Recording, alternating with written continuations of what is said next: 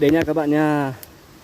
Nếu như là các bạn muốn thấy cái thác nó đẹp hơn nữa ấy, thì là mình sẽ tiến sâu xuống cái này xem có thấy cái gì không nhá. Đây mùa này thì ở trên này thì cái hoa này thì mình cũng không biết nói tiếng phổ thông là với lại tiếng kinh là hoa gì nữa, chỉ biết là hoa thôi.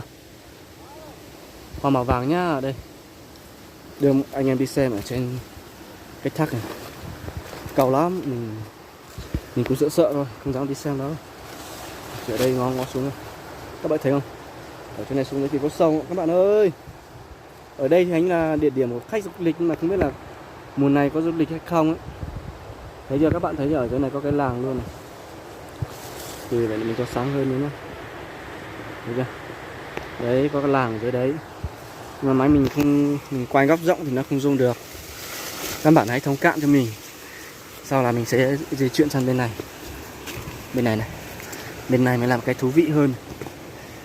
Các bạn xem nhá. Ôi cái hoa gì mà to thế. Ôi giời ơi, hoa này hoa đẹp các bạn. Này nó hơi tàn nhưng mà hoa đẹp. Đây này, đẹp chưa? Đấy, cái này đẹp chưa? Cho các bạn đi xem nhá. Cho các bạn đi xem. Đây, có một bạn nó để ủng ở đây rồi. Thấy chưa? Dưới này này. Sâu lắm.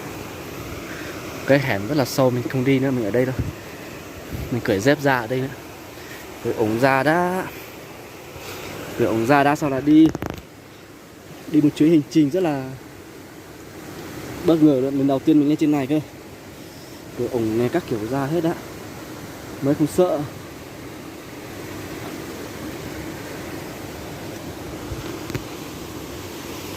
Bạn thấy không, biết cây này không? Cây này là cây gì không? À, cây này cũng không là cây gì. Đi, đưa các bạn đi nhá. Mình chỉ ở đây thôi, mình không đi xuống sâu đâu. Ở trên này quay xuống đâu. Thấy không? Các bạn thấy ở đây có cái thác này. Đây cũng có cái thác rồi, không dám đi xuống đâu. Chỉ ở đây thôi. Ơi, thấy chưa? Các bạn thấy chưa? Đây là quả núi này, đẹp chưa? Ai, mấy cái ông youtuber chưa chắc đã thấy những cái này này. Đẹp chưa? Ôi giời ơi, quá đẹp luôn đấy. Thấy chưa? Nói chung là mình là người dân tộc, mình nói tiếng phổ thông nó hơi ấy thì mong các bạn hãy thông cảm nhá.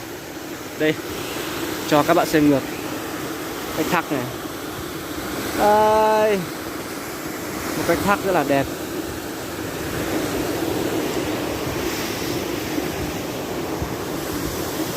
Thôi, mình thì cũng chỉ ở đây thôi, video của mình chắc đến đây là cũng chỉ là kết thúc ở đây rồi. Thì mong các bạn hãy like và follow, hãy like và đăng ký kênh của mình nhá. Đây, đi rất là xa nhưng mà nhìn rất là gần. Đi nửa ngày nhưng mà nhìn nó gần ngay trước mắt các bạn ạ. Và bây giờ là xin chào tạm biệt.